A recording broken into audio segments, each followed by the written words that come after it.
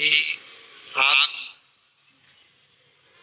जिस दिन व्रत करो उसके एक दिन पहले भक्ति का संचार इस हृदय में करो। भक्ति का संचार इस हृदय में कर लीजिए। जिस दिन आप व्रत करो, जैसे एकादशी का व्रत कर रहे हो तो दशमी के दिन शाम का समय जब आवे, रात्रि जब होने लगे, शाम का समय आवे और रात्रि का आप जब भोजन ग्रहण करो तो उस भोजन में कोई ऐसा पदार्थ ग्रहण मत करिए जिस पदार्थ के कारण आपकी एकादशी बिगड़ जाए।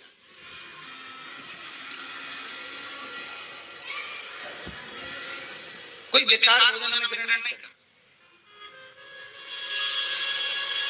श्रेष्ठ भोजन ग्रहण करिए। और एकादशी का दूसरा नियम बहुत ध्यान से सुनिएगा। जिस दिन आपकी एकादशी का व्रत हो उस दिन प्रयास करिएगा कि अपने हाथ से किसी भी वृक्ष की कोई पत्ती टूटे ना। अपने हाथ से किसी भी वृक्ष की, पौधे की, किसी भी वृक्ष की पत्ती अपने हाथ से ना टूटे। बहुत ध्यान दीजिएगा। एकादशी का ये दूसरा नियम है कि अपने हाथ से किसी पौधे की, किसी वृक्ष की, किसी डाली की कोई पत्ती ना टूटे, इसका प्रयास करिए।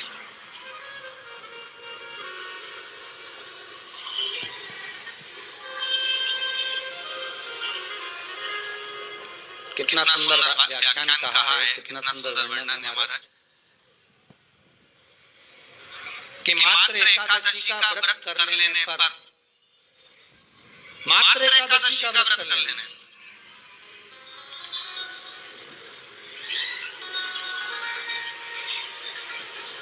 जो पूर्व में किया गया हमारा पाप कर्म है, हमने किसी जीव की हत्या करी है, हमने किसी को कष्ट प्रदान करा है, हमने किसी को अपशब्द कहा है, हमने किसी को ताने दिए, हमने किसी को आड़ा टेढ़ा कहा है, हमने किसी को गालियां दे दी है, मात्र एकादशी का व्रत ही कर लेने पर ये सारे जो दोष हैं वो समाप्त हो जाए।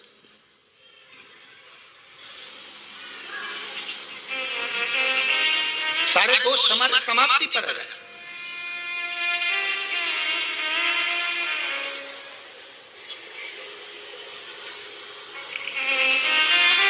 अब एक विचार करिएगा, थोड़ा सा अपने मन में, अपने चित्त में, अपनी वृत्ति में एक बात उतारिएगा। एक अपने मन में एक बात को उतार कर रखिएगा कि आप अपने पाप को, अपने पाप कर्म को जिस दिन क्षीण करने वाले हो, समाप्त करने वाले हो, अपने पाप को आप जिस दिन समाप्ति पर लेकर जा रहे हो तो उसके एक दिन पहले आपको प्रसन्नता होना चाहिए कि नहीं होना चाहिए कि कल मेरा पाप कटने वाला है, कल मेरा पाप समाप्त होने वाला है। जो मैंने पाप कर्म करा है वो समाप्त होगा, जो मैंने पाप कर्म करा है वो कल समाप्त हो जाएगा। तो एक दिन पहले आपके चेहरे पर प्रसन्नता हो कि ना हो, और चेहरे पर वो प्रसन्नता आपके आना चाहिए कि कल मेरा एकादशी का व्रत है, आज दशमी है, कल एकादशी का व्रत है, तो कल मेरी जब एकादशी का व्रत रहेगा तो मेरा ना जाने कितना कितना पाप, कितना कितना असत्य, कितना कितना झूठ, कितना कितना प्रपंच वो समाप्त हो जाएगा। इसमें मुझे प्रसन्नता हो, इसमें मुझे आनंद हो।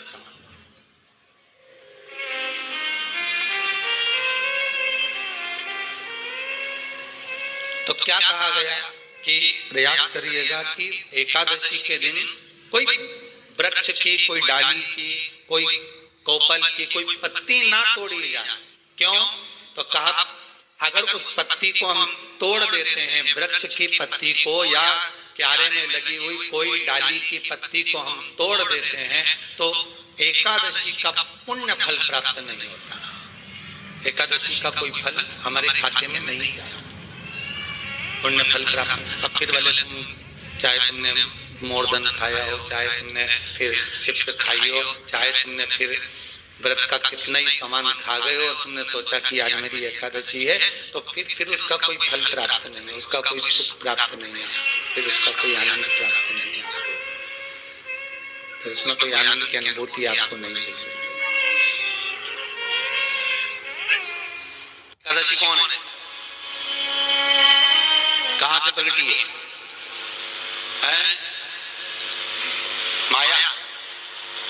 नहीं, एकादशी है कौन? क्यों इसकी इतनी प्रधानता है, क्यों इसकी पुण्यता है? ऐसा क्या है एकादशी में जो इसकी पुण्यता मानी जाए?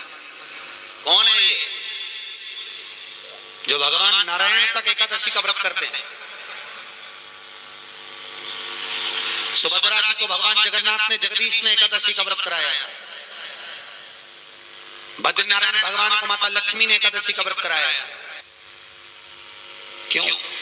चंद्रायण एकादशी व्रत की माता। एकादशी है कौन? तो कहा जिसको व्रत करने पर भगवान नारायण भी जिसका व्रत करते हो, भगवान माता लक्ष्मी जिसका व्रत करती हो, वो एकादशी है कौन? तो शास्त्र वर्णन करता है महाराज, स्कंद पुराण का सुंदर चातुर्मास खंड के अंतर्गत वर्णन आया है महाराज।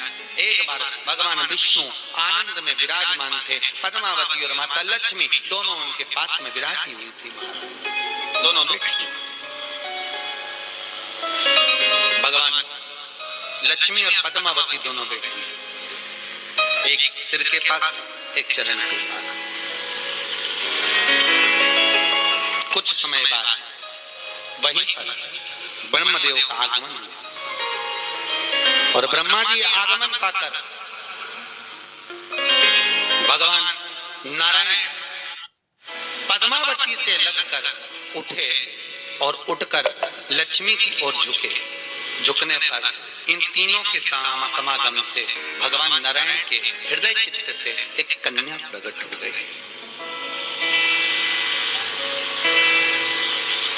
उस कन्या का नाम एका। क्या नाम था? एका। अब 10 उसके गुण इतने प्रबल थे, वो 10 गुण उसके बड़े प्रबल थे कि वो एका जिसको निहारती थी उसको संपदावान बनाते थे,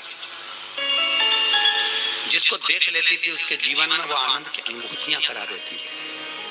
एका जिस मार्ग से जाती थी उस मार्ग के द्वार खोल देती थी। एका का पुण्य इतना पुण्य प्रकट। पद्मावती और लक्ष्मी ने कहा महाराज ये बेटी आपके द्वारा निर्मित हुई है, इसका कन्यादान करना चाहिए। हमारे यहाँ हिंदू धर्म में रीति है, जिस दिन कन्यादान करा जाता है उस दिन व्रत रखा जाता है। अब आजकल रखते कि रखते मालूम नहीं, पर कन्यादान करते समय व्रत रखा जाता है। व्रत रखना, एका का कन्यादान करना है। भगवान कन्यादान करें, किसको दे? एका किसको दी? एका प्रदान किसको करी जाए? पुण्यता किसको दी जाए? भगवान नारायण ने उसी समय लक्ष्मी और पद्मा से पूछा, तुम बताओ। पद्मा लक्ष्मी दोनों एका से पूछी, एका बताओ इसका पुण्य हम आपका हस्त कमल आपको प्रदान किसको करें, हम किसको दें? एका कहती है पिताजी, भगवान से कहती है ना, कृपा करिएगा मेरे को, अगर प्रदान करना चाहती हो, अगर मुझे देना चाहते हो तो एक काम करो, एक काम।